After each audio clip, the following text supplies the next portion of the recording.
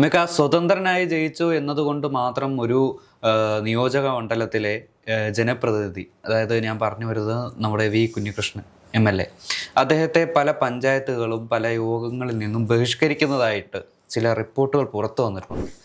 ഇങ്ങനെ ഒരു MLA ബഹിഷ്കരിച്ചാൽ ആ ഒരു നിയോജക മണ്ഡലത്തിൻ്റെ അവസ്ഥ എന്താവും? ഇപ്പോൾ MLA ബഹിഷ്കരിക്കുക എന്ന് പറഞ്ഞാൽ ആ മണ്ഡലത്തിലെ വികസനങ്ങൾ വേണ്ട എന്ന് വെക്കുന്നതിന് തുല്യമാണ്.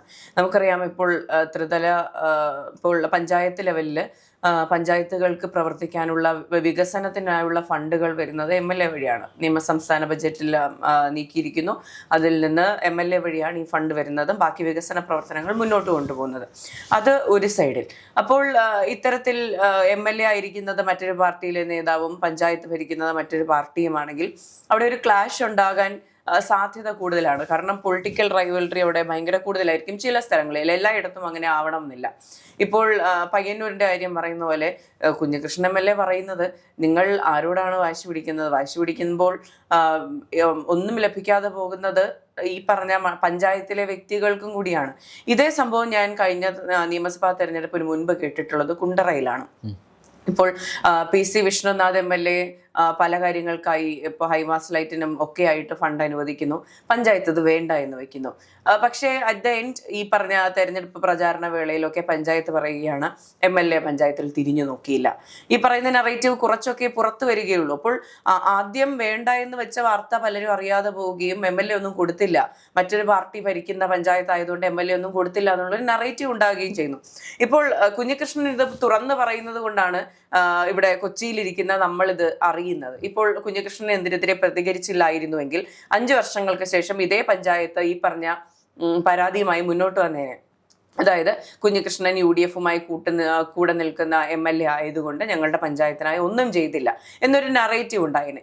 പക്ഷേ ഇതിൽ എന്ത് തന്നെ ആയാലും ഇവിടെ ലാക്ക് ചെയ്യുന്ന അവസാനം at the end of the day ഒന്നുമില്ലാതായി പോകുന്നത് അവിടുത്തെ ജനങ്ങൾക്കാണ്. ഇപ്പോൾ ഈ പറഞ്ഞ പഞ്ചായത്ത് ലെവലിലും അതുപോലെ തന്നെ MLAയും ഒരുമിച്ച് ചെയ്യേണ്ട പല വികസന പ്രവർത്തനങ്ങൾ, കുടിവെള്ള പ്രശ്നം, അതുപോലുള്ള റോഡ് നിർമ്മാണം, അങ്ങനെ പല കാര്യങ്ങളും അവതാളത്തിലാകും. ഇത് പയ്യന്നൂർ അല്ലെങ്കിൽ ഒരു 1-2 സ്ഥലങ്ങളിൽ മാത്രം നടക്കുന്ന ഒരു കാര്യമല്ലോ. അതായത് കഴിഞ്ഞ സർക്കാരിൻ്റെ കാലത്തായാലും ഈ ഒരു സർക്കാർ തിരിഞ്ഞു നോക്കാത്തത് കൊണ്ട് മാത്രം വികസനം എത്താത്ത നിരവധി നിയോജക മണ്ഡലങ്ങളുണ്ട്.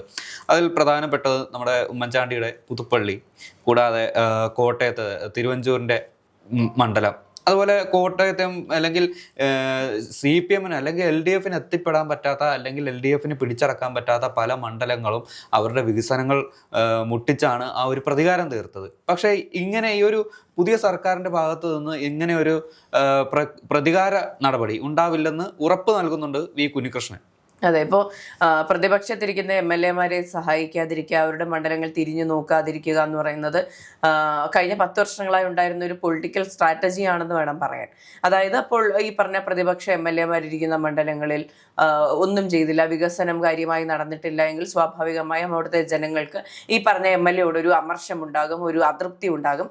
അപ്പോൾ വരുന്ന തെരഞ്ഞെടുപ്പിൽ വീണ്ടും ഈ പറഞ്ഞ MLA കാൻഡിഡേറ്റ് ആവുകയാണെങ്കിൽ അദ്ദേഹത്തിന് തോക്കാനുള്ള സാധ്യത കൂടുതലാണ്. അദ്ദേഹത്തെ ജനം സപ്പോർട്ട് ചെയ്യില്ല എന്നുള്ളതാണ് ഒരു സത്യം. അപ്പോൾ എനിക്ക് തോന്നുന്നു പ്രതിപക്ഷ MLAമാർ പൊതുവെ അവഗണിക്കപ്പെടാറുണ്ട്. ഇത്തവണ അതിന് മാറ്റമുണ്ടായാൽ നല്ല കാര്യം.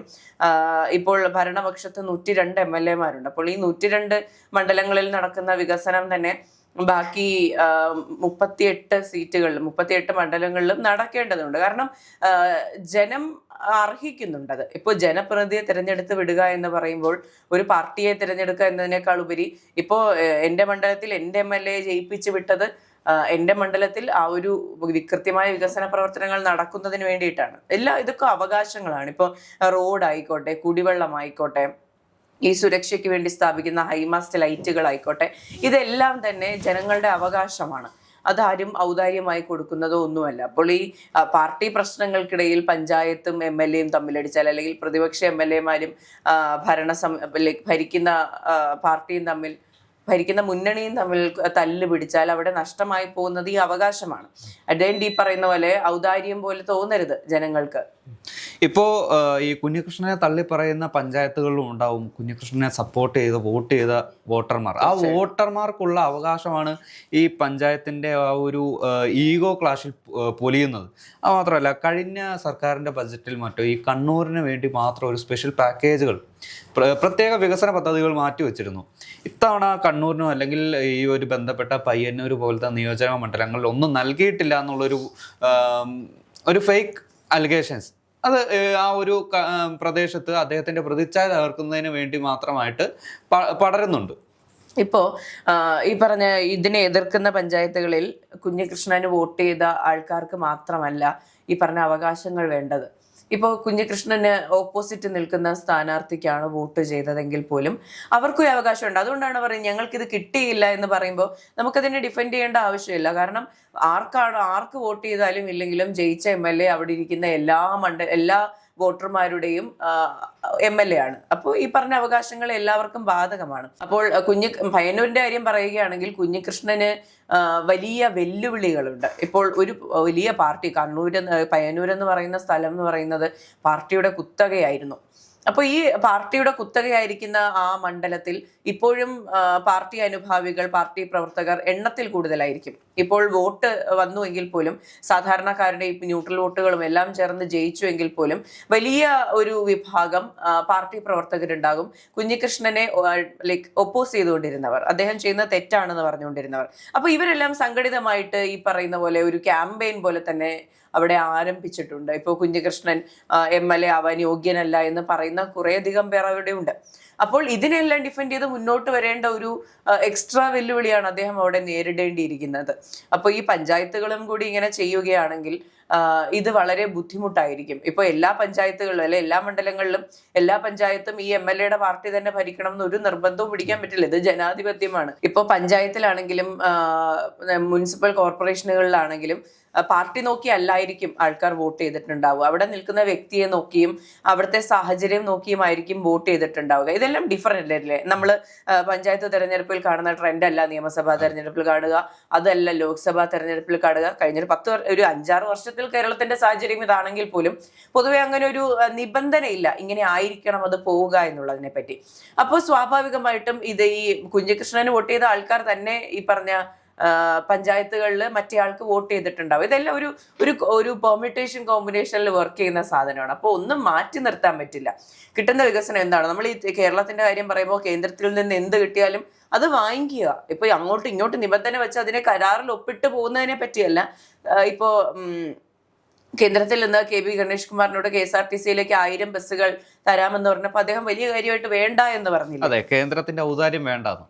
പക്ഷേ നമ്മൾ മനസ്സിലാക്കേണ്ട കാര്യം ഇതൊന്നും ഔദാര്യമല്ല. ഇപ്പോൾ പഞ്ചായത്തുകൾ MLA സഹായത്തോടെ ഒരു ഫണ്ട് വാങ്ങി അവിടെ ഒരു ഹൈമാസ് ലൈറ്റ് വയ്ക്കുകയോ ഒരു റോഡ് പണിയുകയോ കുടിവെള്ള പ്രശ്നം ശരിയാക്കുകയോ അല്ലെങ്കിൽ എന്തെങ്കിലും ഒരു നല്ലൊരു കാര്യം ചെയ്യുക, ഒരു ബിൽഡിംഗ് പണിയുകയോ എന്തെങ്കിലും ചെയ്യുകയാണെങ്കിൽ അത് ഈ MLA ഔദാര്യമല്ല, അത് നിങ്ങളുടെ അവകാശമാണ്. അത് നിങ്ങൾ മനസ്സിലാക്കണം. നിങ്ങൾ കൊടുക്കുന്ന നികുതിയാണ് ഖജനാവിലേക്ക് എത്തുന്ന ആ ഒരു റവന്യൂ. ആ റവന്യൂ കൊടുക്കുന്ന ആ ഒരു സാധാരണ പൗരന് അവകാശമുണ്ട്. അതായത് അടിസ്ഥാന സൗകര്യങ്ങളിലൂടെ തന്റെ ജീവിതം മുന്നോട്ട് കൊണ്ടുപോകാനുള്ളത്.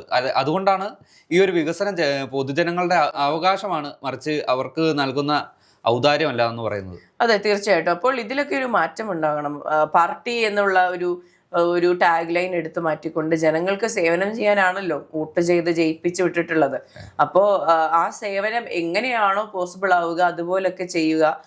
പ്രതിപക്ഷ MLA മാർ അതുപോലെ തന്നെ മറ്റ് പാർട്ടിയിലെ ഇപ്പോൾ UDF-മായി ചേർന്ന് നിൽക്കാത്ത പാർട്ടി ഭരിക്കുന്ന അല്ലെങ്കിൽ LDF BJP പഞ്ചായത്തുകൾ, മുനിസിപ്പാലിറ്റികൾ, കോർപ്പറേഷനുകൾ എല്ലാം തന്നെ ഇതിലൊരു പ്രത്യേക ശ്രദ്ധ വയ്ക്കുന്നത് നല്ലതായിരിക്കും. സേവനം വേണ്ടത് ജനങ്ങൾക്കാണ്, നിങ്ങൾക്കല്ല എന്നുള്ളത് ഓർക്കണം.